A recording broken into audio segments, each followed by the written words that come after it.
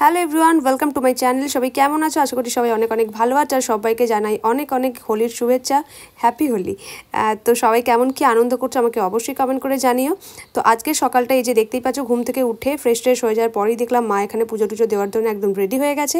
আর মন্দিরের কাছে প্রথমে এসে ঠাকুরের কাছে আগে আবির দিয়ে ঠাকুরকে প্রণাম করে সমস্ত রকম পুজোর যা যা কাজ থাকে সেগুলো সম্পূর্ণ আগে করে নেওয়ার পর মা বললো আজকে আমরা বাড়িতে প্রচুর হোলি খেলবো, মজা করবো। যেহেতু 4টে বছর কখনো হোলিতে সেভাবে আনন্দ করতে পারিনি, তো সেই কারণে এই বছর ইচ্ছে ছিল, মানে ভাবিনি যে এতটা আনন্দ করতে পারবো, কারণ যেহেতু বাড়ির মধ্যে আর কতটা কি আনন্দ করা যায়। আর সামনে যেহেতু একটু পড়াশোনার চাপও রয়েছে।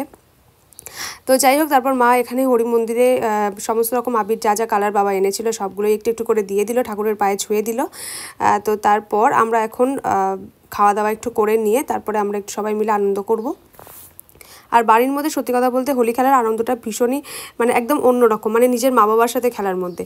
হ্যাঁ, বন্ধু বান্ধব সমস্ত কিছু সেগুলো তো ভালো লাগেই, তো নিজের মা বাবার সাথেও কিন্তু হোলি খেলতে ভীষণই ভালো লাগে, আমার তো খুব ভালো লাগে।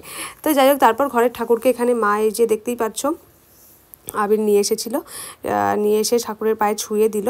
তো তারপর এখানে মা বাবার পায়ে প্রথম আবির দিল, দিয়ে প্রণাম করলো। তারপর একে একে আমি বোন, সেই ক্লিপগুলো হয়তো তোমাদের সাথে শেয়ার করা হয়নি আর অতটা। তো যাই হোক, তারপর এখানে মা বাবাকে প্রথমে গালে আবির দিল আর তারপরে বাবা মাকে।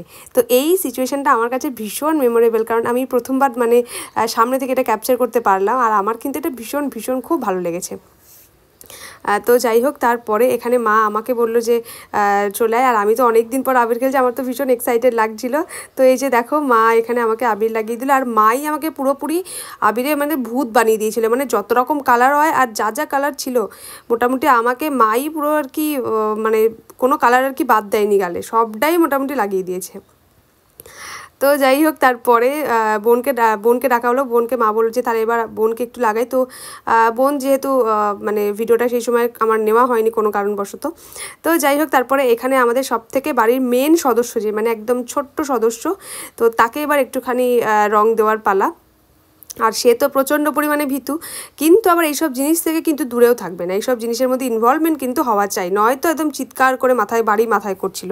তো যাই হোক, তাকে নিয়ে আসা হয়েছে। আর সে ব্যাপারটা বুঝতে পারছে না যে এই কালারগুলো, এত কালারফুল জিনিস এরা কী করছে, মাথায় লাগাচ্ছে, কপালে লাগাচ্ছে, আমার কী করছে এগুলো।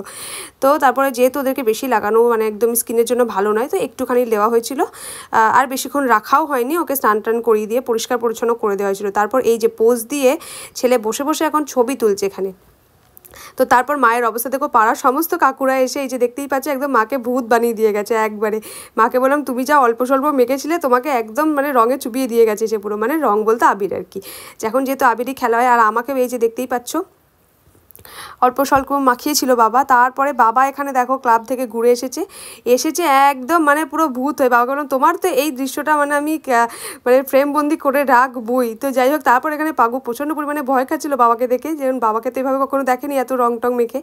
তো তারপরে বাবা এখানে সমস্ত কাকুরা পাড়ার মধ্যে বেরিয়েছিল আর কি, মানে সবার বাড়ি বাড়ি রং মাখানো বা সমস্ত বন্ধুবান্ধব যারা যারা ছিল। তারপর আমার পাশের বাড়ির এখানে দুটো ছোট্ট ছোট্ট বোন ছিল, তো তারাও প্রচণ্ড পরিমাণে আনন্দ করছিল হোলির দিনকে। আর আমি ওদেরকে এই পাঁচিলের এই পার থেকেই দেখলে ওদেরকে আবির দিয়ে দিলাম। তো যাই হোক, ওরাও আমাকে আবির দিল, তো খুবই ভালো লাগলো। তো ওরা প্রচণ্ড পরিমাণে পাগুকে ভালোবাসে, মানে পাগু কী করছে কি না সেগুলো ওরা খুব ভালো লাগে আর কি, পাগুর সমস্ত অ্যাক্টিভিটি। তো যাই হোক, তারপর ওরা একটু পাগুকে দেখে তারপর ওকে আমি ঘরে নিয়ে এলাম, কারণ স্নান করাতে হবে, অনেকটা টাইম ও এই রং টং মেখেছিল। তো তারপর আমার অবস্থা দেখতে যে একদম জোকারের মতো লাগছে আমাকে, বুঝতেই পারছি, সেটা একদম ইগনোর করো আমার ফেসটা আর কি। তো চলো যাই হোক, তারপরে মানে মেন খেলা হচ্ছে এরপর। মানে এতটুকুনি রং মেখে আমার মায়ের একদমই পোষা ছিল না, তো যতটা রং বাকি ছিল আমার মা একদম এসে আমাকে পুরো ভূত বানিয়েছে। বলো তোর মুখটা তো খালি লাগছে, এই রংটাও নষ্ট হবে, তার থেকে আয় তোকে আর বোনকে একদম ভালোভাবে রঙে চোবাই। তো এই যে এখানে বোন আর আমাকে মা যতটা সম্ভব মানে আর কি আবির ছিল পুরো রঙে একদম চুবিয়ে দিয়ে যাচ্ছে, তাই অবস্থা, নিজেও ভূত হয়েছে আর আমাদেরকেও ভূত বানিয়েছে। তো চলো, আজকের দিনটা এরকমভাবে ভীষণ ভীষণ আনন্দ করলাম। বাবা তো ক্লাবে ছিল। তো আমাদের তিনজনের অবস্থা দেখতেই পাচ্ছ, মানে চিনতে পারছো কিনা আমি জানি না, ভীষণই খারাপ অবস্থা। তারপর আমরা ফ্রেশ ট্রেশ হয়ে সন্ধেবেলা একদম তোমাদের সাথে আবার ব্লগটা মানে নিয়ে এলাম। এখানে বোন বানাচ্ছিল হচ্ছে গরম গরম পিৎজা, তো মানে জাস্ট ইয়াম একদম কি বলবো। তো তারপর এখানে মা খাচ্ছিল, মাকে বললাম তুমি টেস্ট করো, মা একদম এই সমস্ত খাবার ভালোবাসে না, বাট বাবা কিন্তু এই সমস্ত খেতে খুবই ভালোবাসে। তো যাই হোক, তারপর মা টেস্ট করে বললো খুবই ভালো হয়েছে। তারপর এখানে আমি আর বোন এটা খাচ্ছিলাম। তো আমাদের দুজনেরই ভীষণই ভালো লেগেছে। আর আজকে দিনটা কিন্তু একদম হই হই করে খাবার খেয়ে আনন্দ করে খুব খুব খুব এনজয় করে কেটেছে। তোমাদের কেমন হোলি কাটলো অবশ্যই কিন্তু আমাকে কমেন্ট করে জানাতে ভুলবে না।